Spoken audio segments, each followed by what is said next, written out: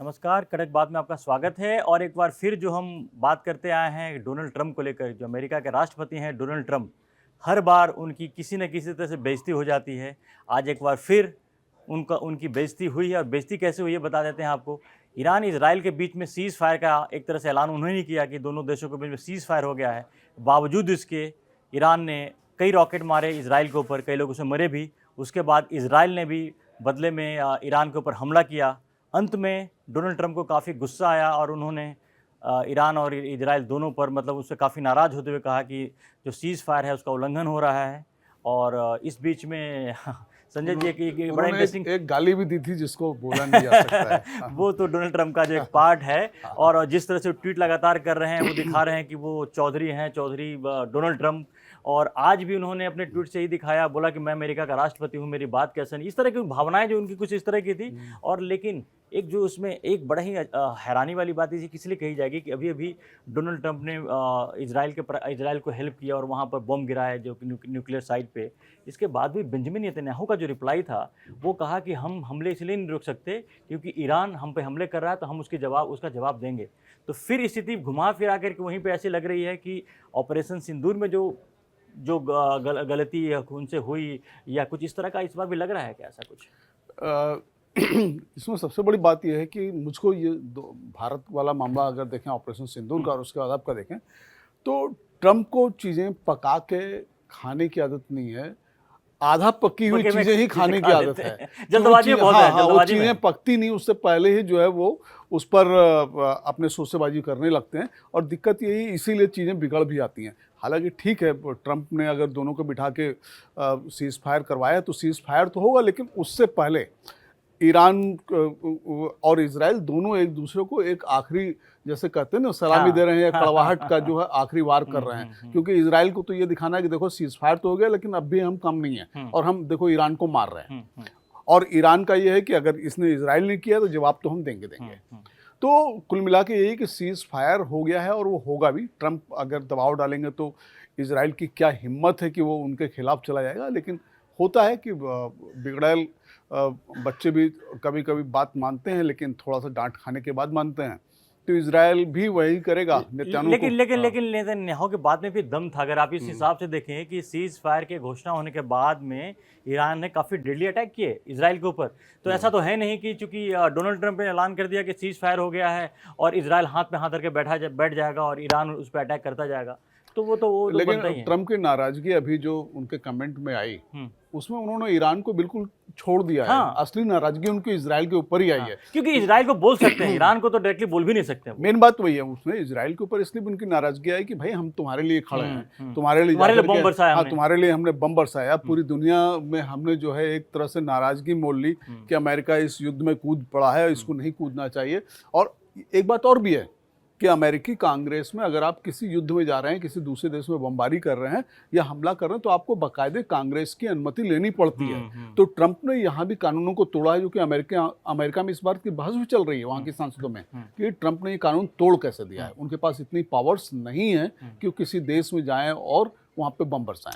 हाँ, लेकिन अब इसमें एक बात ये भी है ना कि अब जो रस्साकशी है, देखिए ईरान के पास भी बहुत ज़्यादा विकल्प बचे नहीं हैं और इजराइल भी उसको जो लगता है कि जो ऑब्जेक्टिव का एक पार्ट था, पूरी तरह से तो नहीं, 100% तो नहीं, लेकिन काफ़ी हद तक जो इजराइल का ऑब्जेक्टिव था उन्होंने पा लिया है कि ईरान के न्यूक्लियर साइट्स को उन्होंने इतना तहस नहस तो कर दिया है कि अगर वो पूरी से ध्वस्त नहीं भी हुआ है तो ईरान को दोबारा से वापस आने बहुत साल लगेंगे।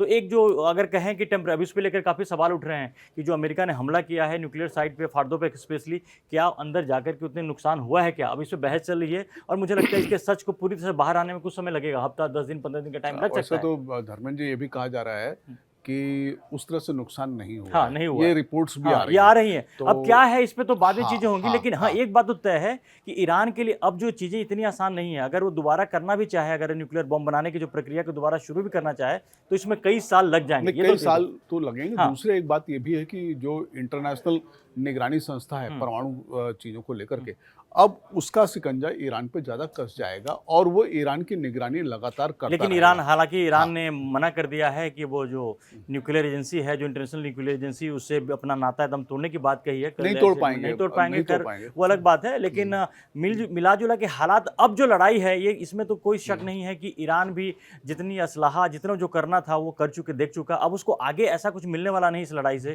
तो ईरान भी चाहता है कि सीज फायर हो, इसराइल भी चाहता है सीज फायर हो। लेकिन अभी जो मेन जो कहते हैं ना ईगो की लड़ाई, ईगो वाली वो चल रही है कि भाई कौन जीता कौन हारा वाली जो बात चल रही है, इसकी वजह से ही ईरान ने कल जो कतर के ऊपर अमेरिकन बेस है वहाँ हमला किया। जबकि उन्होंने ये भी बात सही है कि उसके पहले बता भी दिया था वहाँ कुछ था नहीं, तो इस तरह से अमेरिका को कोई नुकसान नहीं हुआ है। हाँ, तो हाँ। ये जो चलते हैं ना और कि देखिए ये कतर का जो बेस है इनका, अमेरिका का बहुत बड़ा बेस है। 8-10 हज़ार सैनिक वहाँ होते हाँ, हैं। वहाँ पे 10,000 सैनिक हमेशा होते हैं और उनके एयरक्राफ्ट मिडिल ईस्ट का पूरा ऑपरेशन वहीं से करता है, वहीं से चलता है।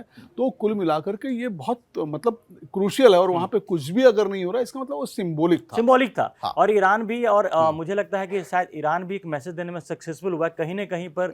जिसको ईरान कहना चाहता था, जो भी उनके ऑडियंस जिसको भी कह लीजिए, पूरी दुनिया के जो मुसलमान भी हैं, वो एक मैसेज देने में ईरान सफल रहा है कि उसने अमेरिका से और इजराइल से लोहा लिया है। बेशक इसका जो नतीजा आने वाले टाइम में अब क्या होगा वो तो देखने वाली बात होगी, लेकिन एक बात भी सही है कि ईरान को इसमें मिला कुछ, हासिल कुछ नहीं हुआ है। इजराइल को ख़त्म करने के चक्कर में जो उन्होंने इजराइल को, यहूदी को जो ख़त्म करने की जो कसम खा रखी है खामनेई ने, जो बार बार बोलते भी हैं कि death to America, death to Israel, जो है वो उस पर बहुत बड़ा झटका भी लगा है। अब मुझको लगता है, देखिए इसके दूरगामी परिणाम ये होंगे कि अब खामनेई के खिलाफ एक ईरान में अलग तरह का माहौल बनना शुरू होगा। ये मांग और ज़्यादा तेज पकड़ेगी कि ईरान में अब सत्ता बदलाव होना चाहिए, जो चीज़ें जैसे चल रही हैं वो बदलनी चाहिए, जो पहले दबी हुई और थी। दूसरा ये है, और एक आवाज़ ये भी है कि अब हम ये जो प्रॉक्सी वार लड़ रहे हैं, अपना पैसा उधर फेंक रहे हैं और इस तरह की चीज़ों में लगे हुए हैं, इससे हमें कुछ हासिल नहीं होने वाला है। अब हम ज़्यादा बेहतर है कि अपने देश को बेहतर करें, और उसके लिए ये सारे जो इस्लामीकरण और इस्लामीकरण का जो शासन है, जो तानाशाही है खामनेई की, ये खत्म होनी चाहिए। ये एक आवाज़ आएगी और मुझको लगता है ये ऐसा कुछ असर जरूर पड़ना है। और शायद अमेरिका इजराइल का जो अगला जो उनका जो टारगेट यही है कि एक टारगेट हासिल कर लिया कि न्यूक्लियर साइट्स को उन्होंने ख़त्म कर दिया, लेकिन ख़त्म किया या डैमेज किया, जितना किया इस पर तो विवाद होता रहेगा। लेकिन जो एक अभी ऑब्जेक्टिव बचा हुआ है इजराइल का, वो है खामनेई को वहाँ से सत्ता से हटाना, यानी रिजीम चेंज। उस पर भी लगे हैं। अब उस पर आने वाले टाइम में देखिए कि अब खामनेई ने भी अभी अपनी जान बचा ली, या इस सीज फायर से, या कहिए कि ईरान को बचा लिया, ये तो देखने वाली बात होगी। लेकिन मुझे लगता नहीं कि खामनेई मानने वाले हैं। खामनेई इस एज में, इस उम्र में, जब पूरी ज़िंदगी ही उन्होंने एक मकसद को लेकर के, एक टारगेट को लेकर वो किया है, तो मुझे लगता नहीं कि थोड़े समय के लिए हो सकता है कि चुपचाप बैठ जाएं, अपनी शक्ति को अर्जित करने की कोशिश करें। लेकिन मुझे नहीं लगता कि खामनेई बदलने वाले हैं। नहीं, देखिए अब इस पर एक तो ये हम लोग को देखना होगा कि सीज फायर की शर्तें क्या तय हुई हैं। तो निश्चित रूप से जो शर्तें तय हुई होंगी उसमें एक शर्त ये जरूर होगी कि ईरान अब ये जो अपने प्रॉक्सीज हैं इनको काबू में रखेगा, या इनको अब इनके साथ जो है ज़्यादा आगे नहीं बढ़ेगा, और इजराइल पर अब जो चीज़ें हैं वो बंद होनी चाहिए। अगर ऐसा नहीं हुआ तो ये सीज फायर में एक प्रावधान हुआ कि अमेरिका और ज़्यादा कड़ी कार्रवाई करेगा और तब ईरान को ज़्यादा मुश्किल में लेकिन वैसे डाल भी सकता संजय है। जी, इजराइल ने कहीं किसी लायक छोड़ा नहीं है। जो ईरान के प्रॉक्सी जो तीनों थे, उसको कहीं का छोड़ा नहीं है। थोड़ा बहुत हुती बचे हुए हैं, वो भी हुती के रॉकेट पे ही कूदते हैं, जो भी करना होता है। हुती के खिलाफ तो कार्रवाई मुझको लगता है हो जाएगी। हाँ, अमेरिका है, मुझे लगता है कि अमेरिका किसी दिन उठ करके वो करके करेगा। तो और ऑलरेडी हिजबुल्लाह की जो हालत हो रखी है, और यही था, देखिए जिस तरह का मकसद जो ईरान तैयारी कर रहा था, जिस लड़ाई की, उसकी तैयारी यही थी कि एक बार उठ करके इजराइल पे हमला करेगा या न्यूक्लियर उससे करे। और उसके जो प्रॉक्सी थे बगल में, जो इजराइल के बिल्कुल सटे हुए थे, हमास और एक तरफ हिजबुल्लाह, दो तरफ से इनके प्रॉक्सी, और सामने ईरान वहाँ से अगर वो मिसाइल के हमले करता तो इजराइल को काफ़ी नुकसान होता। प्लान वही था, लेकिन इजराइल इस प्लान को भांप चुका था। उसने ईरान पे हमला करने से पहले हमास और हिजबुल्लाह को पूरी तरह से मिटा दिया। और जो हुती जो थोड़ा दूर है, क्योंकि हमास और हिजबुल्लाह इजराइल के बिल्कुल बॉर्डर से क्लोज थे, वहाँ पर आपके घुस करके वो कर सकते, सारी चीज़ करते। तो इजराइल बहुत स्मार्टली से उसको हैंडल किया। उसने एक मैसेज भी दिया है। उसने एक मैसेज ये दिया है कि देखो, प्रॉक्सी को तो खैर हम, प्रॉक्सी हमारे लिए कुछ खास ऐसे हैं नहीं, हम उनको किसी भी दिन मसल सकते हैं, और उसके साथ साथ प्रॉक्सियों के जो आका हैं उनको भी हम बख्शेंगे नहीं, उनको भी हम खतरे में डाल सकते हैं। तो उसने ईरान पे जो ये सारी कार्रवाई की, वो एक तरह से प्रॉक्सीज को उसने मैसेज दिया। हाँ, इमरान, और आप देखिए कि प्रॉक्सी चुपचाप इस समय बैठे हुए हैं वो कुछ करने की उसके लायक है ही नहीं, हाँ, बचे नहीं है उनको, उनके हाथ पांव तोड़ करके या कहिए कि उनका पूरा वो खत्म कर दिया गया है।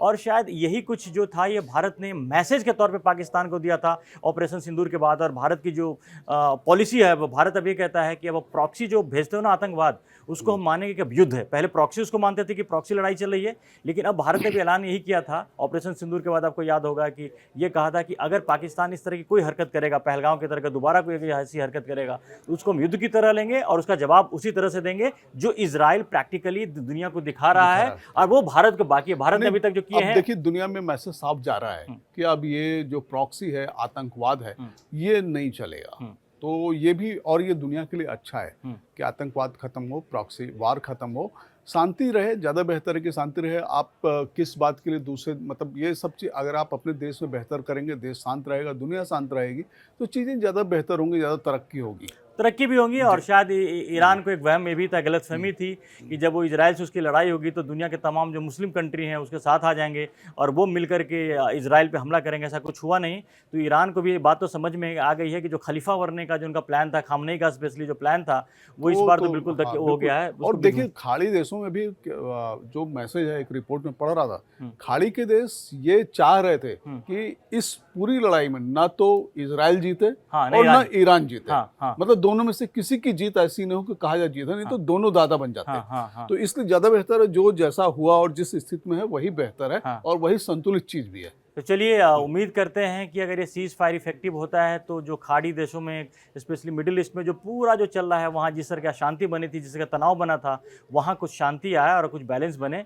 और लेकिन अब इसका क्या इम्पैक्ट रशिया यूक्रेन के वॉर पर भी पड़ेगा क्या, ये भी देखने वाली बात होगी। क्योंकि एक तरफ खबर ये भी आ रही है कि चाइना ताइवान से अटैक करने की तैयारी कर रहा है। तो अभी कुल मिलाकर के युद्ध की जो स्थिति है बहुत ज़्यादा वो उसमें सुधार की तो वो नहीं है, सुधार दिख भी नहीं रहा है। लेकिन हो सकता है कि इस लड़ाई ईरान इजराइल की लड़ाई पर अगर थम जाता है, यहाँ शांति होती है, तो मैसेज बाकी जगह भी जाए तो हालात ठीक हो। हम इस बात की उम्मीद कर सकते हैं। सब पर हमारी नज़र बनी रहेगी। फिलहाल के लिए धन्यवाद।